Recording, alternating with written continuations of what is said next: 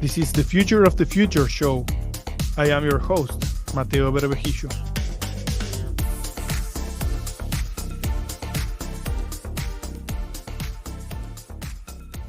Today on the podcast, I am joined by Alex Blinov, a product and operations leader who's helped shape high-performing teams across global companies. Currently at Zendrop, Alex is driving innovation in hybrid fulfillment models, blending technology and operations to empower e-commerce entrepreneurs around the world. In this conversation, we will explore how Alex transforms Zendrop's product team into a metric-driven, high-velocity unit, his perspective on how AI will reshape fulfillment and global commerce, and the future of product operations in an increasingly remote AI-assisted world.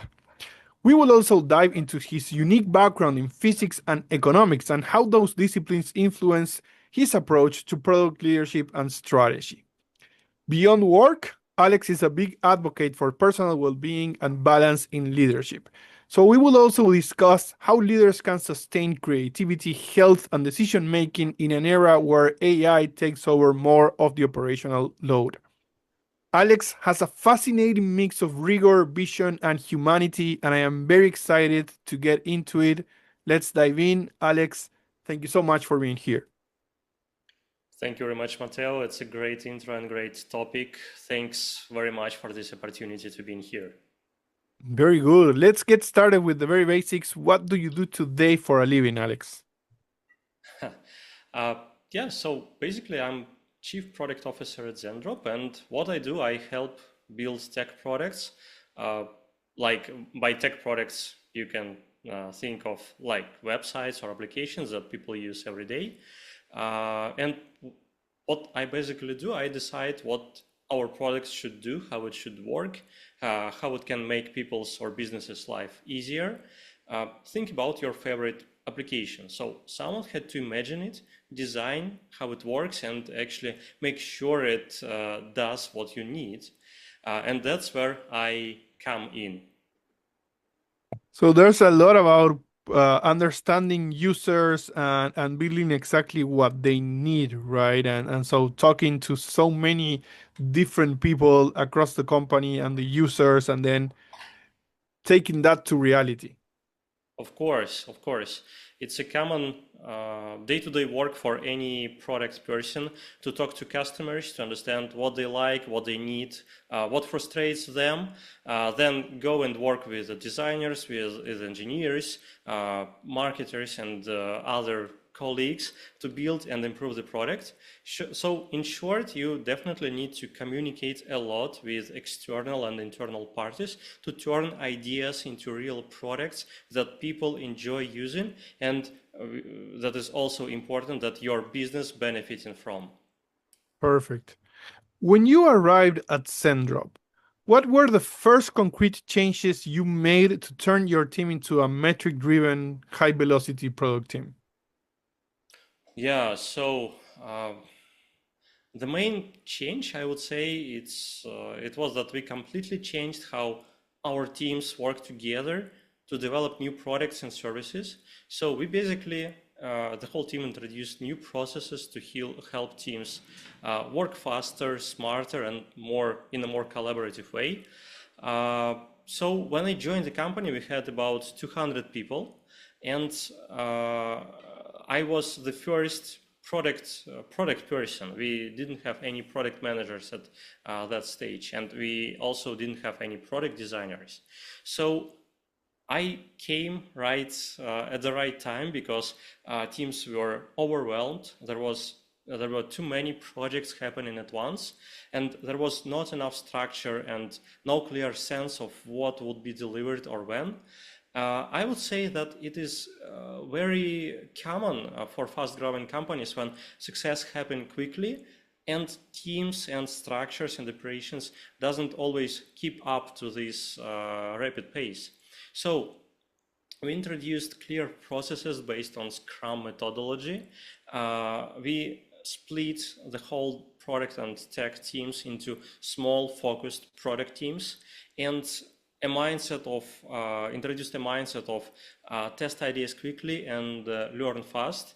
And yeah, that was a huge change. I had to do it at the very beginning of my journey at Zendrop, just to get visibility and accountability for product and tech and product operations in general. So systems and processes and methods, that was a key part of all the changes that you introduced. You had the right people, maybe you had the right technology, but the processes and the systems were not just even structured. Uh, Of course, when actually it's a common pitfall here. You always everyone reads lots of books and learn a lot of educational programs, and they know how to build perfect processes. But in reality, perfect processes do not work in a specific company, because a company has its own peculiarities, like culture, like communication gaps, like politics, and so on. So what I'm saying is put people first and then adjust processes. Okay. So of course, you can succeed when you have right people in the right places. You can start then introduce any frameworks, but you need to iterate and adjust these frameworks to reality in your company. Got it. Got it. Every company is a world of its own, and so thinking that something that worked elsewhere is going to work if I just copy paste, that's not going to work. Yeah, absolutely. This is actually why product operation exists. If there were any silver bullet to implement a strategy into life, product operations would not be needed. But in reality, I joke that product operations might be the last role that will be automated by AI. Right. So let's talk a little bit about that. In the next years, how do you see AI transforming hybrid fulfillment models like Zendrops, and what will be what would that mean for small e-commerce entrepreneurs globally? Yeah, that's a very interesting question. We obviously we see lots of hype around AI. I would say that in the next 5 years, that hype will definitely goes down, but it will definitely contribute a lot in our businesses, and specifically for fulfillment platforms like Zendrop. And from my perspective, short answer is that AI will give us a global scale without global overhead. So entrepreneurs and e-commerce companies will get smarter and more predictive logistics and inventory management. So basically, two major problems for any e-commerce sellers. It is out of stock of their inventory and oversell of their products. And more accurately you predict your inventory and stock level, the higher chances you won't see these problems any longer. And definitely I see a lot of room for improvements here based on AI. And it's not the only thing that I would expect to be changed in the upcoming years. I also foresee that suppliers' quality scoring will evolve at some point, and since we have lots of data on suppliers, on global suppliers, we see their shipping reliability, their defect rates, their sustainability in general, and I believe that AI can get all this data and provide a lot of insights for e-commerce sellers in terms of recommendations with which suppliers they should work, which suppliers can provide better service or better prices, for example. And in general, it leads to lowering risks for e-commerce entrepreneurs. And the final point here, apart from this reliability and low risk changes, I see that a lot of routine and operations would be automated as well. So basically, I see a lot of solopreneurs in this field, when one person drives the whole business, doing a lot of stuff on their own. But this person today these people today, they looked overwhelmed. They deeply involved in the business, and they definitely do not have work-life balance. And in future, a lot of routine operations will be automated, and these people can scale globally, staying still a solopreneur and without expanding their team.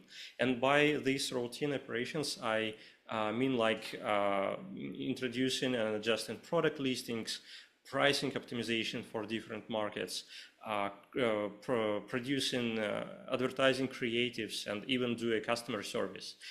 All these parts, all these fields could be easily improved or even automated fully by AI.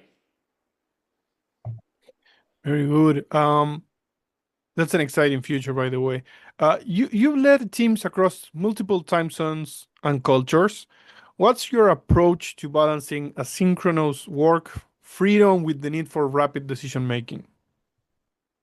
Yeah, so for the last couple of years, I'm leading team across 15 time zones. In the most eastern part of our team, the most eastern person located in Australia, and the most western one located in Texas. And there are 15 time zones between these two spots. And yeah, leading team across these 15 time zones taught me that the balance comes from being async first by default, but when you need to do some synchronizations, you should deliberate about it. And what helps us to achieve this and perform well? First of all, we structured async processes. We have a clear documentation, and when team works remotely, it means that product managers, at least, they need to do a lot of they need to write a lot of texts and provide a lot of documentation, since it helps everyone to stay on the same page, and it empowers communication across all the parties internal inside the company. We produce a lot of Loom recordings just to easily show our thinking, easily illustrate our thoughts. And using this type of communications, people can contribute in their own time without losing context. So this creates a feeling of freedom and fairness, and we also respect time zone differences. We do not expect somebody to wake up on the call at 2 a.m. It's not needed, but still, I encourage team and people to be flexible. When you're working in a remote environment and in global companies, you're required to be flexible. If you need to take a call with a partner or with a customer that lives in a different time zone, be prepared for late night calls, and it is, I would say, it's a new reality. If you choose to work remotely in a global company, you should be flexible, and you should respect this flexibility. Also, I would like to elaborate a little bit on decision making. I believe prior to Zendrop, I worked at GFI Software, which is a part of a crossover group of companies. It's also a global company and the remote first setup. And there was a very nice decision-making framework or even decision-making template.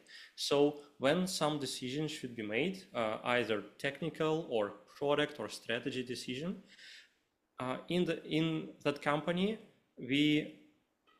any person who introduced this decision, they need to outline at least 2 other alternatives and do a write-up and explain why these alternatives are worse than one that is proposed as a main decision. And when manager or the whole team goes through this document, they kind of understand the way of thinking. They kind of understand what else is possible to do here, what other approaches are available, and it kind of broaden the perspective here. And if a person who proposed this decision outline clearly pros and cons of every alternative, it reduces amount of back and forth tremendously. And I really like this framework, and that is something that I use in Zendrop as well. Thank you for sharing. I love that. So product operations many times sounds like an internal function, but you framed it as a key enabler of scale. How do you see product ops evolving in the future, and helping companies scale, as you say? Yeah, so product operations often gets branded as internal function, but in reality, it's a connective layer that keeps strategy alive, and especially when company is growing and scaling. And in the world of remote and AI assisted companies, I see that product ops, product operations will evolve greatly. So first, I would say that instead of being a process police, product ops became an orchestration layer. So in distributed teams, operations isn't about enforcing rituals or following the processes or attending the meetings. It's about decisions. It's about designing decisions, empowering leadership and the whole team doing the better decisions, and support the right cadence of decision making and executing on this decision.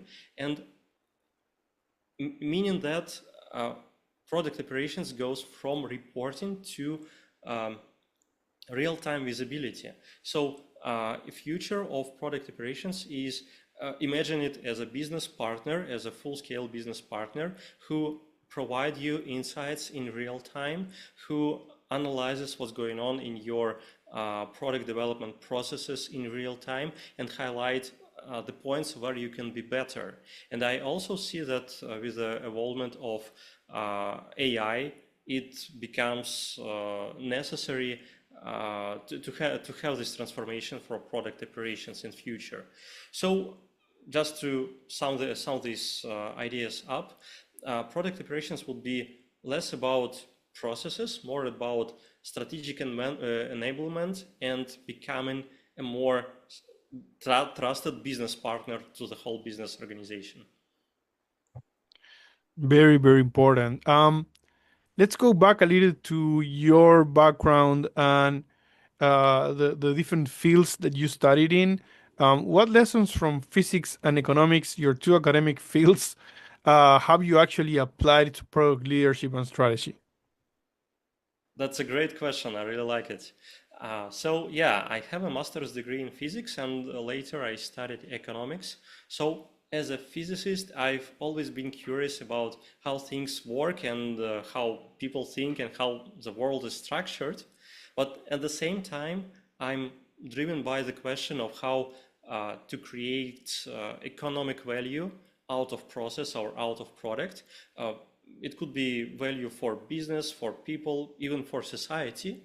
And to me, this is a perfect blend of skills and thinking approaches for a product manager, because product person is the one who dives deeply into details, understanding how things working under the hood, and also at the same time, this person should understand how monetize this technology, how to monetize this product, and how to become profitable as a business.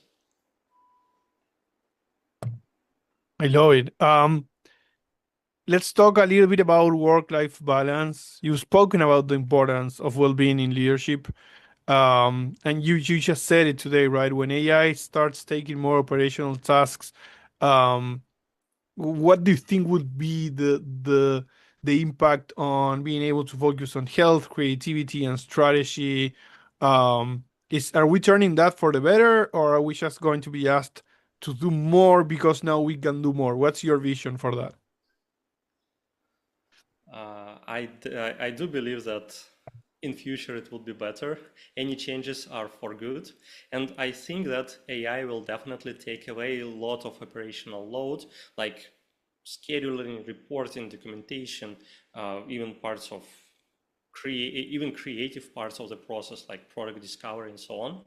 And in theory, that should free up time for leaders and for product managers to focus on creativity, strategy, and of course personal well-being. But the reality, the real life, that usually the technology doesn't automatically give us this balance. Our focus just shift to the points where the pressure shows up, meaning that AI can reduce operational work, and at the same time, expectations will rise in terms of faster decision making, being more innovative, providing higher quality outcomes, and so on. So the real difference is for how leaders will behave in this situation. So this is up to people to decide for themselves that they want to focus on their well-being instead of sitting late hours and do a lot of extra work. Even if it is a creative and fun work, it's still you still need to take a rest and focus on your well-being. So AI can help us become better, but it's only for us to make this decision and actually seize this opportunity to become better. I have a question for you because you work with teams across the world, right? 16 time zones. Um, and in my experience, I've seen different cultures thinking about work-life balance in different ways. Do you see that in your line of work and working with people from all around the globe? Do you see that people from different places think differently about this? Frankly speaking, I've never saw any difference. I've never seen any differences here. What I've seen is that across all the cultures, across all the nationalities, people still think that work-life balance is important. Okay. And the way how usually people maintain this work-life balance is shift from work to family to personal life to sports and something like that. So I've never seen anybody who uh, to keep work-life balance just did a lot more and more work. They still need Right. to focus on other stuff. So from my perspective, this attitude is pretty much similar across cultures and nationalities. Got it. Um, Alex, I have one final and random question. Maybe not random because it's on topic right now. How do you recharge when you are not working? Uh, I believe mostly as everyone else, I love to spend time with my friends and family, and I believe it's very important to communicate with people you close to you and people you love, especially while you are working remotely. Of course, I do sports. I regularly go to gym because the health is important, and to stay healthy, you need to be active and to do some sports. And I also like to be on nature. It's recharging me and helping me to stay focused during the business hours. Very good. Alex, this has been an amazing conversation. Thank you so much for taking the time, and I hope that we can get to do this again sometime in the future. Absolutely. Thank you very much, Matteo. It was a real pleasure for me to be in here.